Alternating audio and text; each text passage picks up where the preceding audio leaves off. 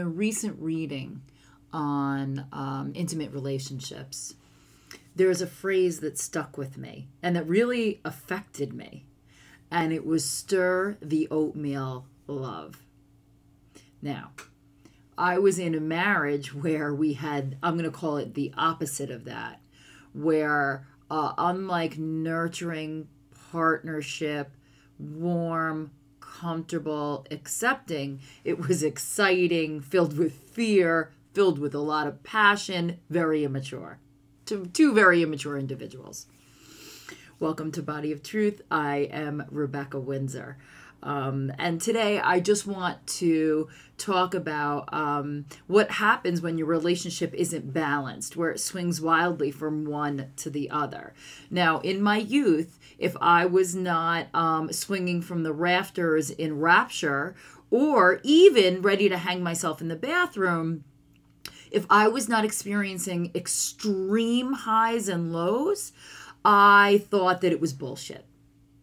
And now I see that, especially now as I'm older, if that's where I'm at and what I'm experiencing, even just in friendship or my relationship just happens to be very volatile, it means that it is the opposite of something that's real. You are diving into old stories to get the hit of emotion. So the flip side to that is the stir the oatmeal, where partnership is steady and nurturing and you're human and you see your partner is human. You need both elements, and the balance is going to switch from side to side. You're not going to be able to walk that razor's edge all the time. Sometimes you're going to be passionately angry or passionately in love with your partner, and sometimes you're just going to have that sweet companionship. And both are necessary. But I offer that it doesn't need to be one, they don't need to be exclusive. I think you can have elements of both. And also as individuals, you know what's most important for you. I could not be in an intimate relationship where passion was very, very far down my partner's list. It would not feed me. It would not nourish me. Also, if my partner needed someone to really almost maternally mother them, issue in itself, that's not my nature. I can be warm and loving, but it's not from with my man, it's not from a place of maternity. Now, it's very easy to project onto your partner either your own wounds, and that's going to be its own video, or you project onto them what you really wish the relationship would have in exclusion to their humanity. What I'm offering you today is to look at your relationship with elements of both.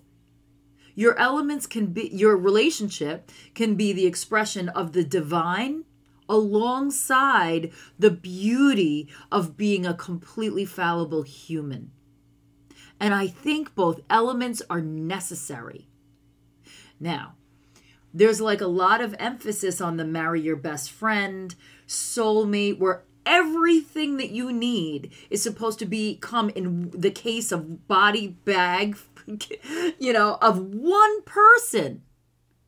And I think that that's an unreasonable request. I think we all need a network of people around us. Same sex important. The women in my life nourish me.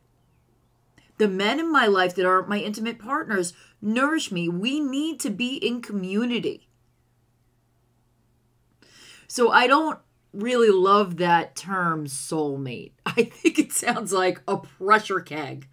Like, I don't think that one person is your answer, because you know who really is your answer?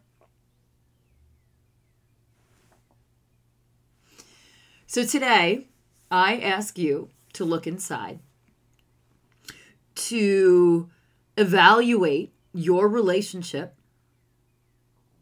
and where your stir the oatmeal line is and where your line of irredeemable passion is. Where do they lie in importance for you?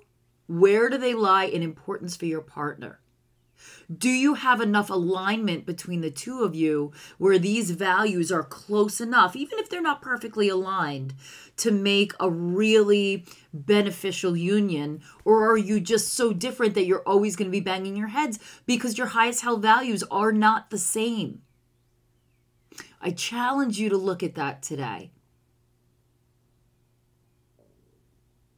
And I invite you to ask that question of yourself and of your relationship. And I will see you tomorrow.